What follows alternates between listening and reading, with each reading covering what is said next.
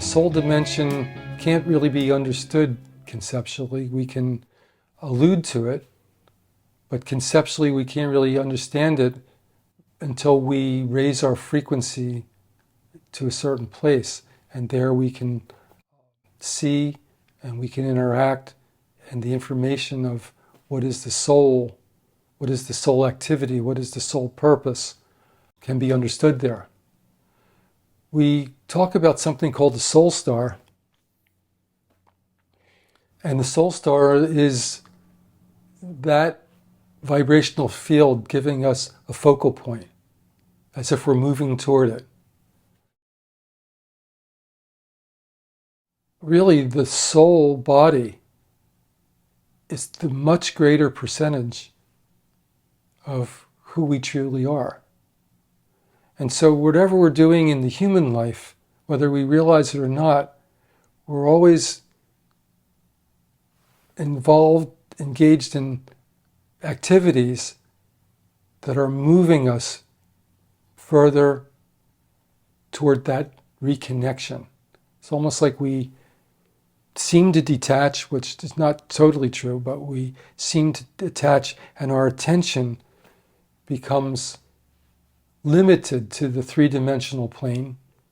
We become fixed on a part of ourself that's really only 1/100% of what we truly are, whereas 99% or more is really who we are at the soul-based level. And then we start to work our way through experiences, and I'll use this word, but it shouldn't be taken as a kind of absolute definition, lifetimes. We work our way through these lifetimes of experience, and those lifetimes may not be lifetime as we usually define it. When we connect to these type of vibrations, like the soul star, it changes the frequencies within the system.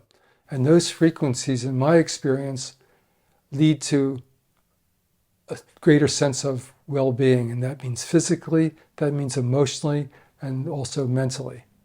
It alleviates certain pressures and stress, the need for something like legacy, the need for something like notoriety. And we notice that we produce, we interact, and it is what it is. And that the means is always justifying itself. It's not justified by an end.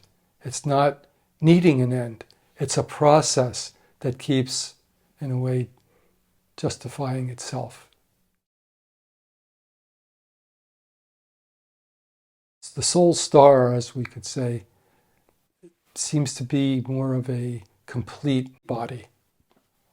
And I'll use the word information, but what that body contains is something that's far beyond what we usually define as information.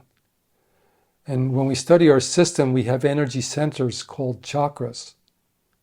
And those chakras have information, they have dimension, they have memory. And when we connect to them, they provide us with a great amount of material and direction.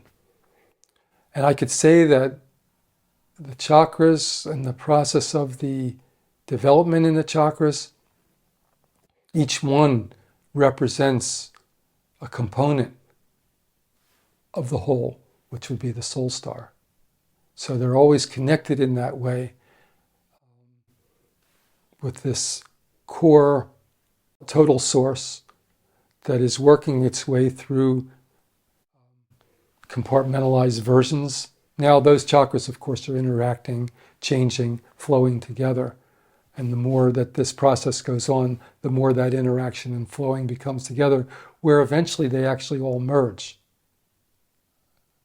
And at this point of the journey, you could say that each chakra would be a component of that more total vibration, which is the soul star.